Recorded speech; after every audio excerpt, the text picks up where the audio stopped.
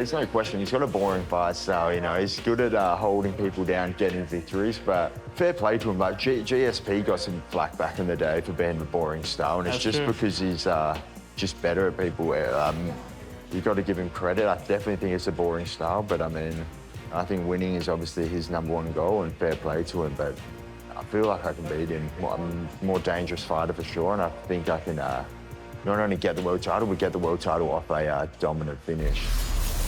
Well, Jack Della Maddalena, only 6 weeks away from your championship fight against Bilal Muhammad, and you've come all the way to the other side of Australia to train here in Windang with Alex Volkanovski. Tell us a bit about that. Yeah, I came over last year, same sort of time, just to learn from the champ, you know, multiple-time world champion, so he's got a lot of tricks in there, and obviously trying to... My first world title fight, I want to learn from, one of Australia's best. The greatest champion Australia's ever seen. Without a doubt. Mentoring, Yeah. arguably the next one. Yeah. How exciting is that? Yeah, for sure. And obviously, the big comeback for Volk, so it's cool just to watch such a high-level world champion at his level train, prepare for a biggest fight of his life. So it's good, just to be in the room. I learned so much last time, so I thought it was no question, come back, do it again. How's he looking ahead of this massive fight against Diego Lopez? Yeah, he's a tank, you know. I think he's... I think like Diego Lopez, the young guys coming up, but I think he'll be surprised, you know. He'll be surprised at the world. Look, maybe some people are counting Volk out, but I think they'll be surprised. He'll prove that he is the best featherweight in the world. How do they match up stylistically, do you feel?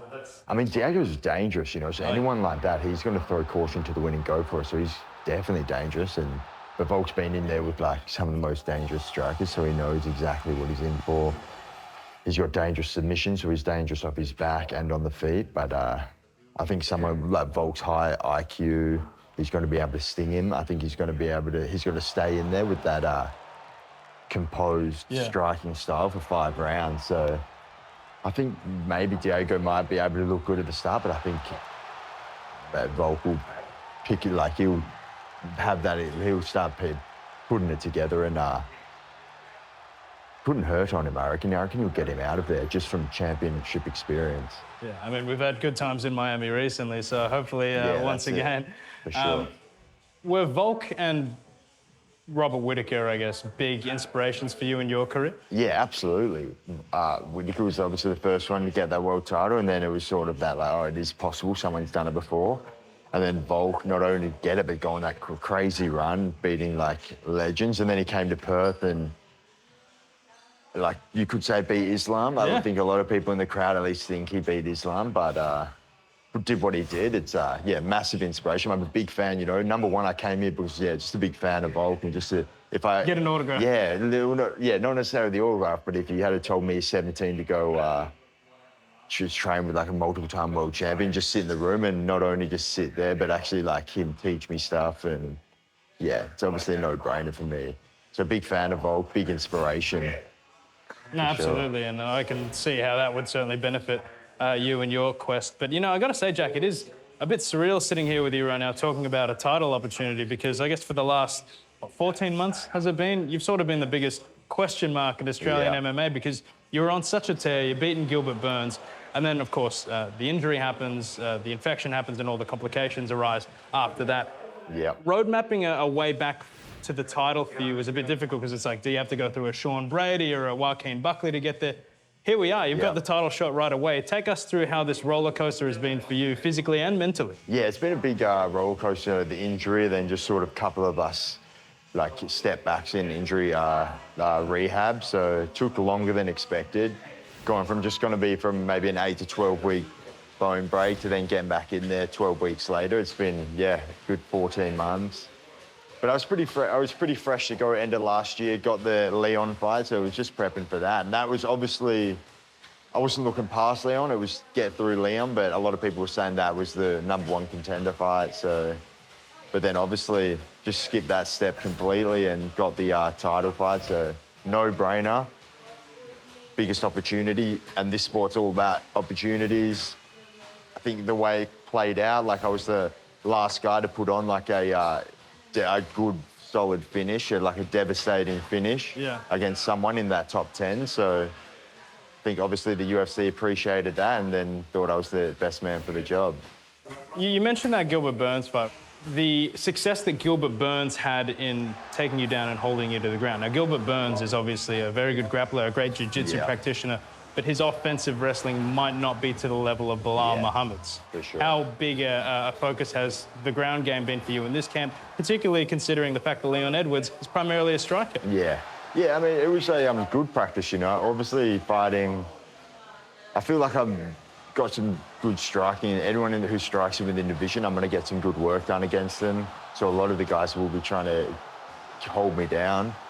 So yeah, got some practice with that against Gilbert Burns. I felt like the 3-round fight, I was able to continuously get back to my feet, cook him, you know, like a good old jiu-jitsu match, like cook him and then get the finish later in the fight. And I feel like having 5 rounds, it's just going to be, I believe it will be to my advantage. I believe I'll be able to continuously get back to my feet and sting Belal, and having those extra 2 rounds to damage him. I feel like it's, I think it works well for me, you know. I'm going to keep pushing until the final bell.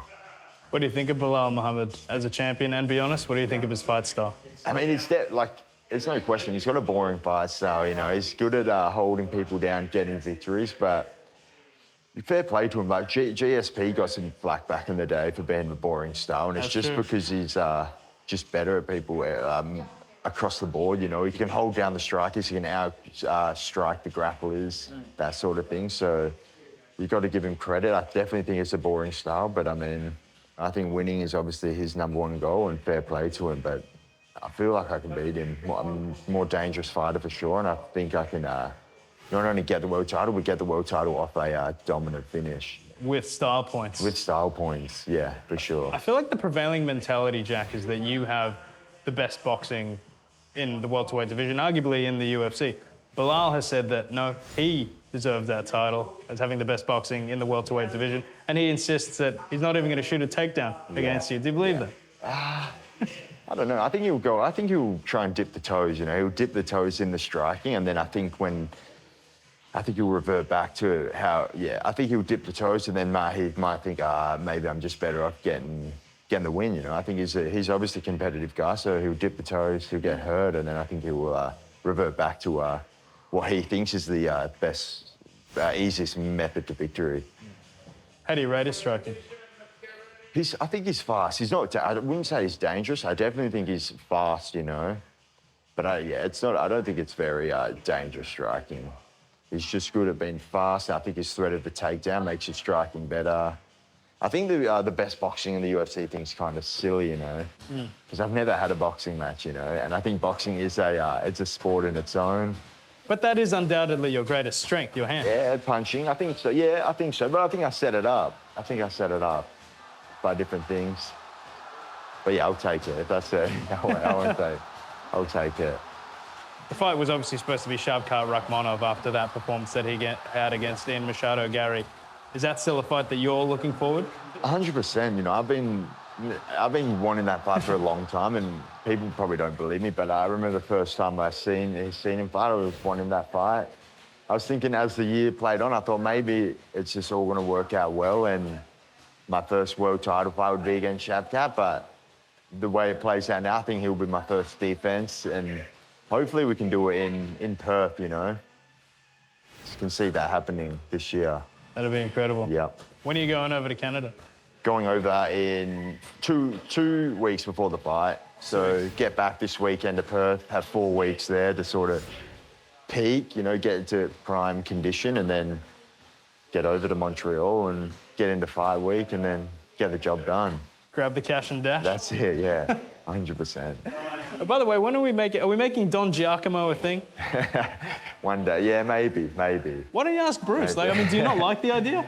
I don't know. No, I don't mind the idea. It's a long name as it is. Yeah. So it could just go on for too long. I just want to get the fight going. Yeah, fair. get that knockout. Yeah. Thanks, Jack. No, cheers, mate. Appreciate Thank it, you. man.